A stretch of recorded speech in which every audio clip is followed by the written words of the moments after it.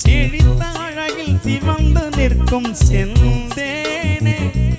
என் கழுத்து வரையில் ஆசை வந்து நின்றேனே வெறித்த கண்ணால் கண்கள் விழுங்கும் பெண்மானே உன் கனத்த கூந்தலின் காட்டுக்குள்ளே காணாமல் நான் போனேனே இருதயத்தின் உள்ளே மூளை ஒன்று கோதிக்க எந்த மூடி போ